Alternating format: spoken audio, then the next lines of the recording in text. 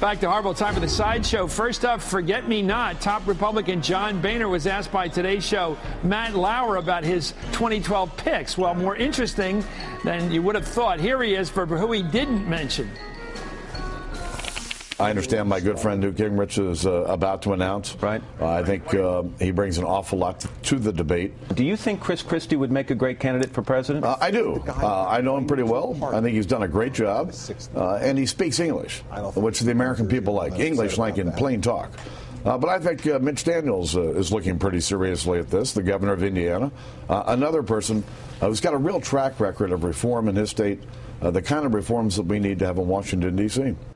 Well, no mention at all for the speaker there of the establishment frontrunners. No mention of Mitt Romney, no mention of Tim Pawlenty. It sounds like Speaker Boehner's none too happy with the current choices. Next, it's no secret that Governor Chris Christie's being courted, as you just heard, to jump in the race for president. So is he trying to tamp it down?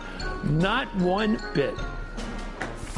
How self-important would one have to be to become tired and annoyed by people asking them if they'll run for president of the United States? I think that anybody who has serious, bright people asking them, would you consider running for president? If they are so pompous that they say, oh, please stop, I'm tired of this. I am growing weary of the fact that you would ask me to be the leader of the free world. Please, let me move on to something that's less tiring. I mean, come on.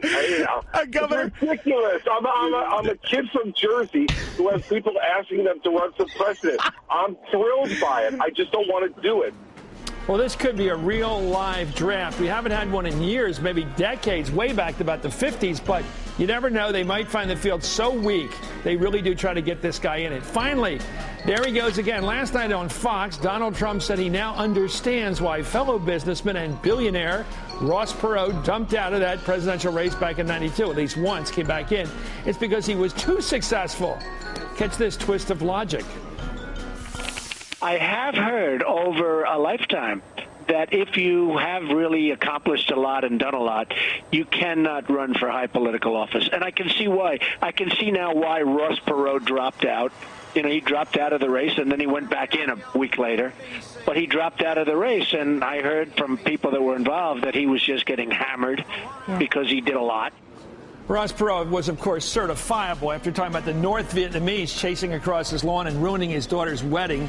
Well, Donald Trump has the choice himself, no matter what he says, of running or not running for president. He has a choice of whether to risk defeat, getting beaten or not, whether to take the risk or not. It's all his choices. It's got nothing to do with Ross Perot. Stop trying to change the subject, Donald. It's about your decision whether to go in or get out.